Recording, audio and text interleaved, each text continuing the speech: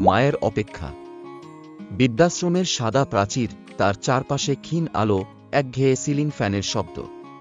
প্রতিদিনের মতো আজও সেখানে একটি ফাঁকা আসন ছিল। সেখানে বসে থাকা বৃদ্ধা মহিলার চোখে যেন এক অদ্ভুত অপেক্ষা ছিল, অগাধ, নিরলস। নামথোয়ারে লেখা ছিল মা। এই শব্দটি যেন সারা পৃথিবীর সব শব্দ থেকে আলাদা, যেন এক অচিন অনুভূতি যার সঙ্গে অন্য কিছুই মেলে না।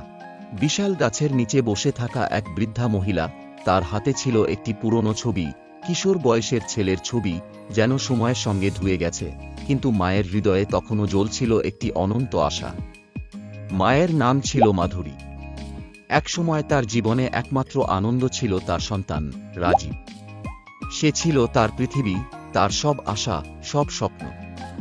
রাজীব যখন ছোট ছিল, মাধুরী তার চারপাশে ঘুরে বেড়াতেন। তার চাহনি ছিল সবসময় তার সন্তানের দিকে। একসাথে খাবার খাওয়া, তার পড়াশোনার প্রতি যত্ন নেওয়া, তার হাসিতে আনন্দিত হওয়া, সবকিছু ছিল এক অসম্ভব সুখের। তবে একদিন সেই সুখের দিনগুলো থেমে যায়। রাজীব একটি বড় দুর্ঘটনায় পড়েছিল, গুরুতর আহত হয়ে শয্যাশায়ী হয়ে পড়ে। মাধুরী তখন তার ছেলের পাশে ছিল, এক মুহূর্তের জন্য তাকে ছেড়ে যায়নি। হাসপাতালে, তার ঘরেও, এমনকি রাতে সে জেগে থাকত, তার ছেলের হাত ধরে ঘুমাতে। মাধুরীর ভালোবাসা ছিল অপ্রতিরোধ্য। সে জানত রাজীব একদিন ঠিক সুস্থ হয়ে উঠবে, আর আবার আগের মতো হাসবে, মায়ের পাশে বসে গল্প করবে। কিন্তু দুঃখের বিষয়, রাজীব কখনো পুরোপুরি সুস্থ হয়ে উঠল না। তার শরীর হয়তো ঠিক হয়ে গেল, কিন্তু তার মন ও মনস্তত্ত্বে গভীর ক্ষত তৈরি হয়েছিল। সে আর মায়ের কাছে ফিরে এলো না। তাকে একদিন মাধুরী বলেছিল, রাজীব, তুমি কি ফিরবে না? তুমি কি আমাকে ছেড়ে চলে যাবে? রাজীব উত্তর দেয়নি।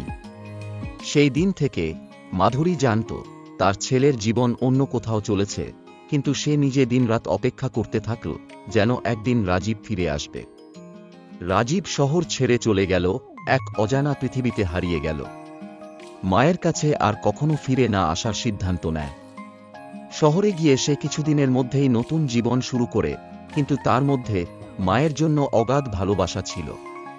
রাজীবের মনে মায়ের জন্য ক্রোধ ছিল, কিন্তু হৃদয়ের গভীরে এক অদৃশ্য খালি জায়গা ছিল, যা কেবল মায়ের কাছে ফিরে যাওয়ার জন্য অপেক্ষা করছিল।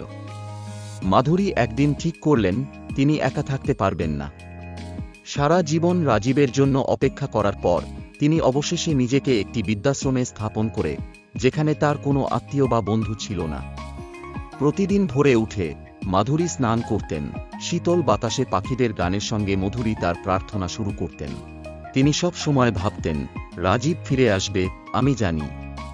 তবে সে আশার আলো প্রায় ম্লান হতে হতে একদিন একটি নতুন ঘটনা ঘটে। বৃদ্ধাশ্রমের এক সেবিকা, সুমিতা, মাধুরীকে একটি খাম দিয়ে বলল, মা, এটা একটি পত্রিকা সংস্থার পক্ষ থেকে এসেছে। মাধুরী অবাক হয়ে খামটি গ্রহণ করেন। তার হাতে এক অদ্ভুত অনুভূতি ছিল। পত্রিকা সংস্থা কেন তাকে চিঠি পাঠিয়েছে?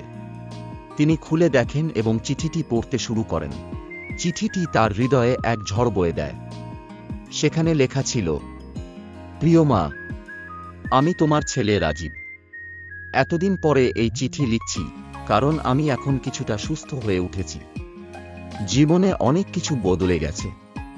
এত বছর পরে তোমার কাছে ক্ষমা চাইতে এসেছি। তুমি কি আমাকে ক্ষমা করতে পারো? আমি জানি আমি তোমাকে অনেক কষ্ট দিয়েছি, কিন্তু আমি চাই তুমি জানো আমি সবসময় তোমার জন্য ভাবি। আমাকে ক্ষমা করতে পারো তো? এই চিঠিটি পড়ার পর মাধুরী স্তম্ভিত হয়ে গেলেন। এত বছর পর রাজীব মায়ের কাছে ক্ষমা চাইছে, এটি যেন একটি স্বপ্নের মতো।